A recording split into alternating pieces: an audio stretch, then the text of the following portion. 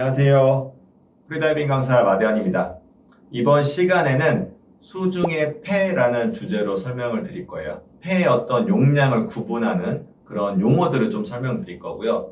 또 우리가 물속에 들어가면 폐의 크기가 작아져서 어떤 상해를 입을 수 있는 그런 부분도 있거든요. 그래서 그런 것들은 어떻게 하면 예방할 수 있는지 이런 내용들을 하나씩 천천히 설명드리도록 할게요.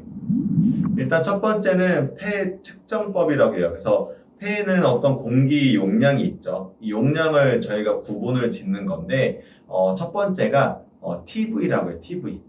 텔레비전 말고 그냥 TV, 타이달 볼륨이라고 해가지고 이건 1회 호흡량이거든요. 저희가 평상시에 지금 앉은 상태에서 편안하게 호흡할 때 호흡을 들이쉬고 내쉬는 그 양 또는 호흡의 횟수 이런 걸 이제 TV라고 보시면 되는데 그 양을 이제 TV, 타이달 볼륨 용량을 얘기해요. 그래서 보통 우리가 평상시에 호흡할 때는 분당 한 10회에서 20회 정도 횟수를 하고요.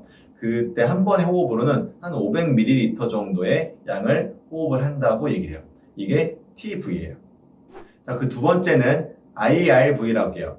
이거는 예비 흡기량이에요. 그래서 내가 평상시 호흡을 하면서 숨을 들이쉬었지만 더 들이쉴 수 있죠. 평상시 호흡하다가 들이쉬었지만 더 깊게 더 훨씬 많이 들이쉴 수 있는 양이 있어요. 그래서 TV보다 좀 더 많이 들이쉴 수 있는 양, 그거를 IRV, 예비 흡기량이라고 해요. 세 번째는 ERV라고 해요. 이거는 예비 호기량이에요. IRV랑 좀 다른 개념인데 반대 개념이죠. 어떻게 보면 평상시 호흡에서 더 들이쉴 수 있는 양이 IRV였다면 평상시 호흡에서 더 뱉을 수 있는 양, 그거를 ERV라고 해요. 예비적으로 더 뱉는 양, 예비 호기량이라고 해요. 그래서 평상시 호흡을 하다가 뱉었지만 더 뱉을 수 있는 이 공기의 양, 그거를 ERV, 예비 호기량이라고 한다. 그래서 IRV, TV, ERV 이렇게 세 개가 있어요. 자, 요 세 가지를 합친 것을 뭐라고 하냐면 VC, 바이탈 커패시티라고 해가지고 폐 활량이라고 해요. 그래서 IRV, TV, ERV 요 세 가지를 합친 것을 VC, 폐 활량이라고 한다. 전체 총폐 용량을 기준으로 봤을 때 이 VC는 총폐 용량 100%에서 약 한 75% 정도를 차지하고 있다라고 보시면 돼요. 자, 그럼 전체 총폐 용량, 전체 용량의 100%에서 75%가 폐활량이었죠.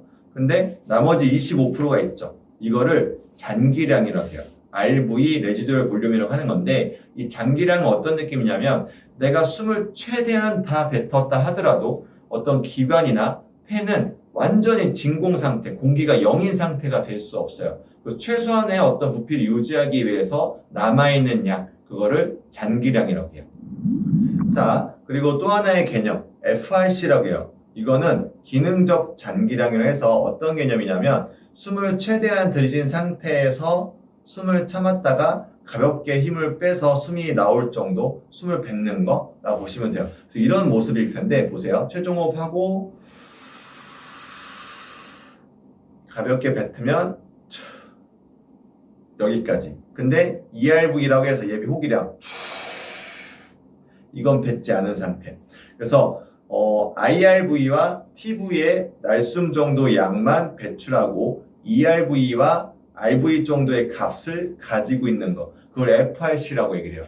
그래서 이런 어떤 폐를 용량을 구분 짓는다.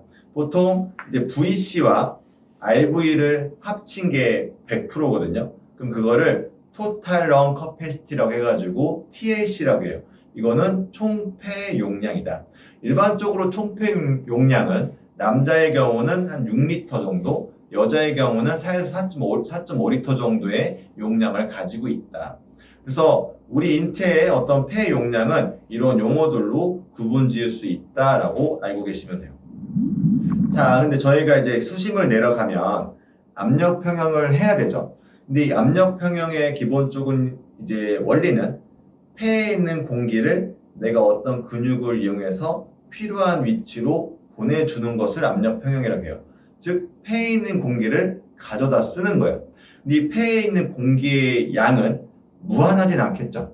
한정적인 거예요. 그러면 앞서 설명한 폐의 용량을 구분하는 폐 측정법을 기준으로 봤을 때 얼마만큼의 용량을 내가 사용할 수 있냐면 VC에 해당하는 만큼의 공기를 내가 압력 평형할 때 사용할 수 있어요.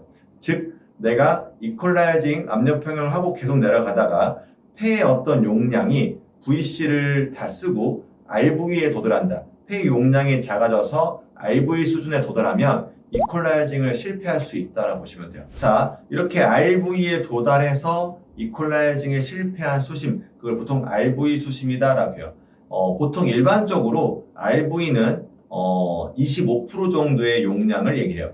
근데 폐는 우리가 물론 공기를 갖다 써서 사용해서 부피가 작아질 수도 있겠지만 외부 압력, 우리가 물을 깊이 들어갈 때 수압의 증가에 의해서도 폐의 어떤 부피는 감소하기 시작해요. 그래서 폐의 용량은 하강하면 하강할수록 줄어들어서 어느 일정 수심에 도달하면 RV에 도달한다라고 해요. 근데 그 수심을 어느 정도를 얘기하냐면 30m 정도를 얘기해요. 수면에서는 1바의 압력을 받고 있고 그때 기체 공간은 100%라고 해요. 그래서 내가 10m에 들어가면 2바, 절반으로 줄어든 50%, 그 다음에 20m에 들어가면 3바, 3분의 1로 줄어들어서 33.333%, 그리고 30m에 돌아갔을 때 압력은 4바가 되고 기체의 부피는 4분의 1로 줄어요. 그때 25%가 나타나게 돼요. 그래서 폐가 이제 줄어들어서 대략 한 30m 근방에 가면 RV에 근접하고요. 그때 프리다이버는 일반적으로 이퀄라이징을 어려워해요. 이건 실제 여러분들이 이제 어드밴스 과정에서 배우고 있는 분들이라면 수심을 이제 내려가다 보면 언제 정도에 느낄 수 있냐면 대략 한 27m, 8m 요때 뭔가 숨이 차는 듯한 느낌은 아닌데 이퀄라이징을 하려고 하는 뭔가 공기가 없는 그런 느낌을 받으실 수 있을 거예요. 아, 그러면 내가 이제 RV에 근접했구나 라고 생각하시면 돼요.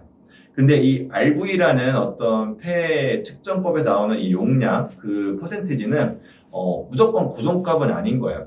줄일 수 있어요. 그래서 내가 어떤 특별한 트레이닝을 하게 되면 기본에 일반적으로 25%라고 했던 이 RV 값을 줄일 수가 있다.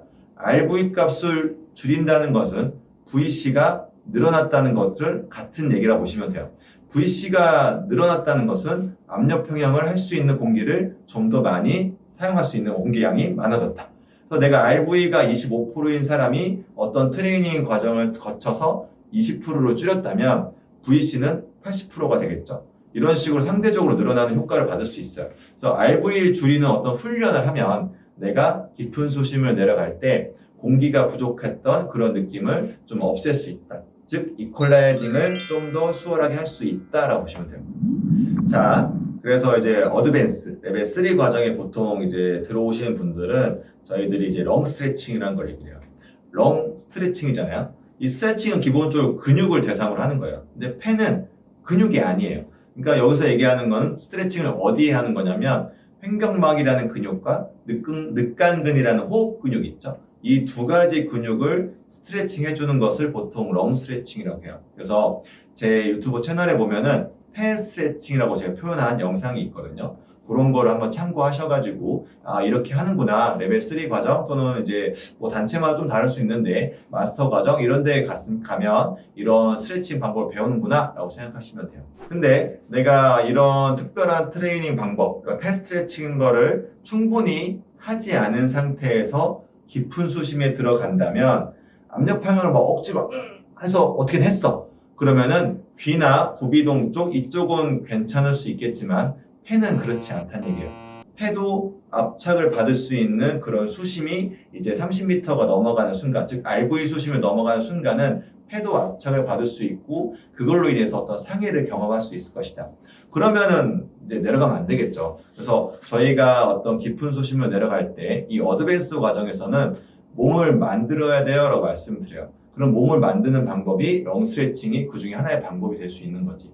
그래서 만약에 이런 어떤 특별한 방법을 정확하게 평상시에 훈련을 하지 않은 상태에서 깊은 수심을 내려간다면 이퀄라이징도 문제가 될 수 있겠지만 이퀄라이징보다는 폐가 다치는 폐 압착 상해를 입을 수도 있다라고 보시면 돼요. 그래서 이런 폐 압착 상해를 보통 저희는 뭐라고 얘기하냐면 스퀴즈라고 해요. 스퀴즈가 뭔가 쥐어짰다라는 이런 느낌이 있는데 폐가 쥐어짜진 거야. 외부 압력에 의해서. 그러면 어떤 상태가 되냐면 폐의 어떤 기능이 좀 떨어져요. 그래서 산소 교환이 잘 안 되고 공기를 들이쉬고 내쉬는 그런 호흡을 하고자 할 때 호흡이 정확하게 이루어지지 않고 숨을 깊게 들이쉴 수 없고 어떤 답답함을 자꾸 느끼는 그런 어떤 증상을 느낄 수 있다. 내가 어떤 무리한 다이빙, 어떤 깊은 수심을 욕심내서 다녀왔다면 기록이야 만들어졌겠지만 내 몸은 다칠 수도 있다. 당연히 이런 것은 하지 않는 게 좋겠죠. 자, 그래서 내가 다이빙을 하는 과정 중에 이런 스퀴즈라고 하는 폐 압착 상해 어떤 증상을 경험했다면 기본적으로 다이빙을 중단하셔야 돼요. 최대한 움직임을 멈추고 어떤 기침이 올라오려고 하는 것도 최대한 참으려고 노력하시는 게 좋아요. 그리고 어떤 가능하다면 의료용 산소를 이제 받아 마시는 게 좋다. 왜? 폐가 다쳐서 기능을 정확하게 발휘하지 못하니 산소를 좀 공급해 줄 필요가 있겠죠. 다이빙을 중단하고 병원에 가서 적절한 진단을 받고 치료를 받으시는 게 좋아요. 그래서 보통은 이런 스퀴즈라는 증상이 있으면 최소한 일주일 정도는 쉬라라고 해요.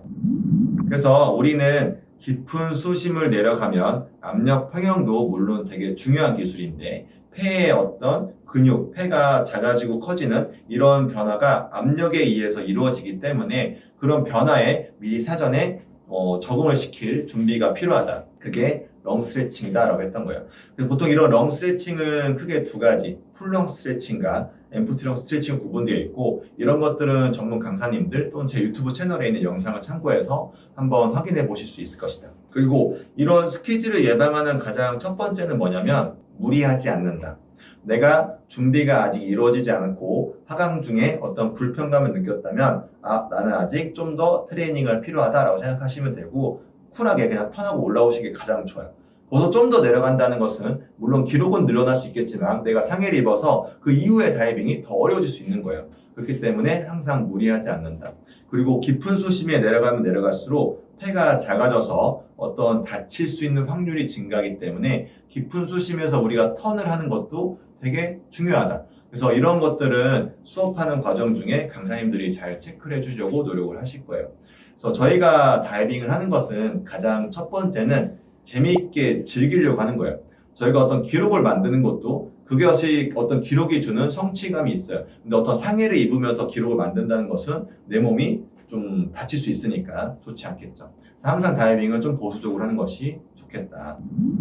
자, 이번 시간에는 폐 측정법, 수중의 폐라는 주제로 폐 측정법, 어떤 이제 폐 용량을 구분하기도 했었고, 폐가 어떤 다치는 폐 압착 상해 이런 것도 한번 얘기를 했었고, 어떻게 하면 예방할 수 있는지, 어떤 훈련들을 우리가 앞으로 이제 교육 받으실 건지 한번 내용을 말씀드렸고요. 마찬가지로 이런 영상을 한번 쭉 보면서 저런 이론적인 내용이 있구나라는 것을 미리 알고 수업을 들으시면 참 좋겠죠.